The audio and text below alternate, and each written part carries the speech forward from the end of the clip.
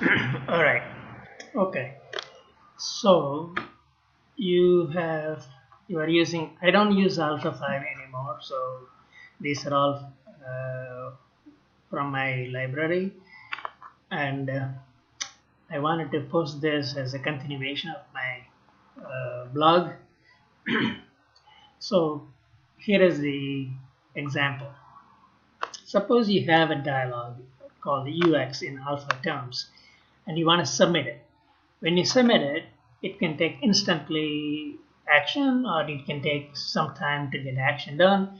So you want to convey the message to the consumer stating something is happening, not just sitting there with the button sitting there, they don't know what is happening. So you could do something. You can put up a message box on the screen and make it disappear once the AJAX callback is complete. Now you don't know how long the AJAX callback is complete and um, when the message box has to be taken down. So you'll be playing around with 1 minute, 2 minute, 3 minute, or 10 seconds of time in the message box, putting set timeout method. Okay, here is another way of doing it. This is an experiment and see if this is workable for in your project. I have a simple dialog UX2 connected to a customer table, and it has ID, last name. You don't need the ID, you can hide it.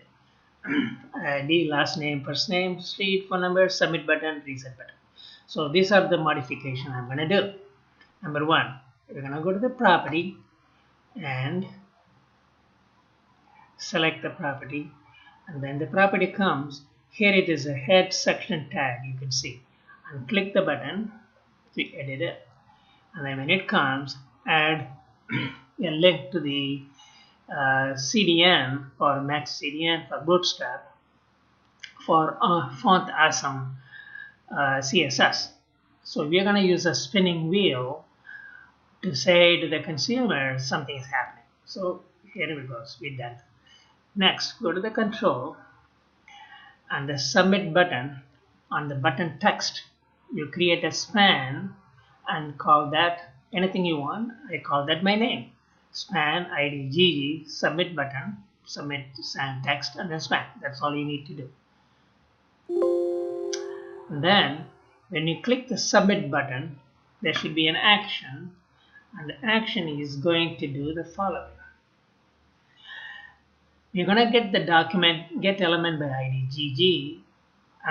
We are going to change the inner HTML to the spinner and processing. And then we're going to keep the dialog object submit.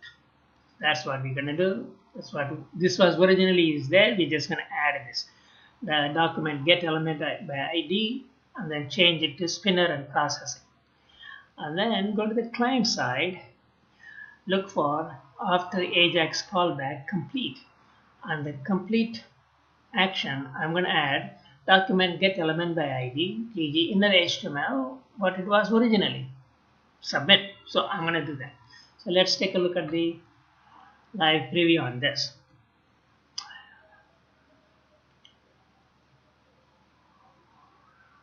All right. Is it getting there?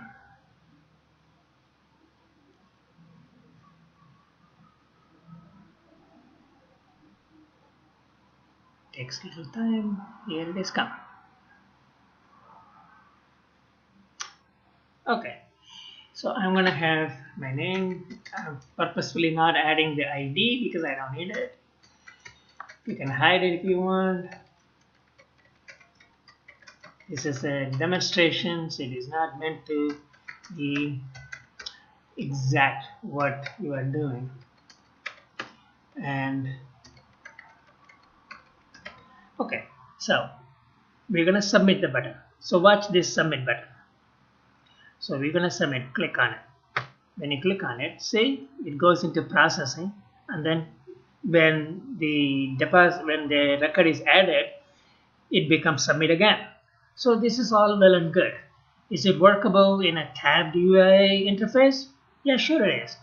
I'm going to stop this video because I have 5 minutes limit, and then I will take another video show you how that works.